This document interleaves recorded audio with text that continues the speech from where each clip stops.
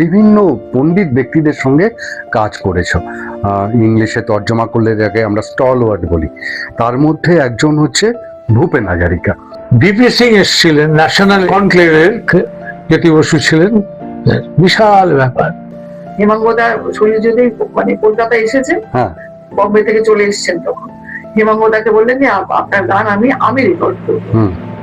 Coat and quote বলেছিলাম, চাকরি করার জন্য তুমি জন্মাওনি, তুমি গানটাই করো। তার সাথে থাকা, তার লড়াইয়ে থাকা, এটাই হচ্ছে আসল বামপন্থা।